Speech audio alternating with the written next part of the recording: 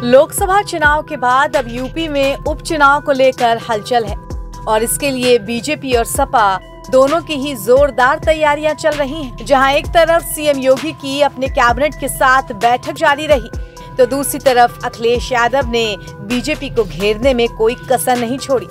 CM योगी और केशव प्रसाद मौर्य की तनातनी के बीच यूपी बीजेपी में संगठन और सरकार को लेकर सब कुछ ठीक नहीं है, ये खबरें छाई रही।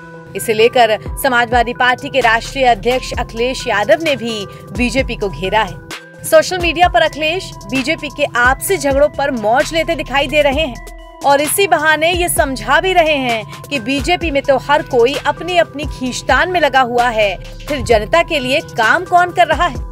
अखिलेश ने लिखा, भाजपा की कुर्सी की लड़ाई की गर्मी में उत्तर प्रदेश में शासन प्रशासन ठंडे बस्ते में चला गया है। तोड़फोड़ की राजनीति का जो काम भाजपा दूसरे दलों में करती थी, अब वही काम वो अपने दल के अंदर कर रही है। इसीलिए भाजपा अंदरूनी झगड़ों के दलदल में धंसती जा रही है। जनता के बारे में सोचने वाला भाजपा में कोई नहीं है। बता दें कि यूपी में जल्द ही 10 विधानसभा सीटों पर उपचुनाव होने वाले हैं।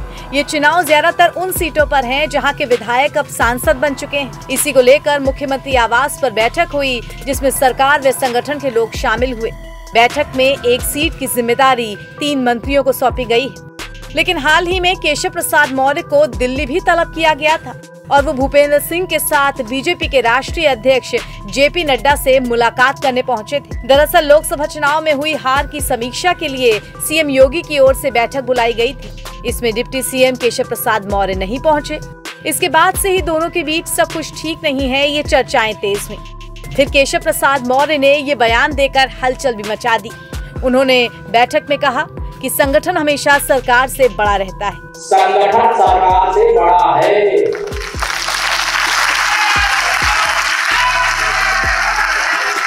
संगठन से बड़ा कोई नहीं होता है।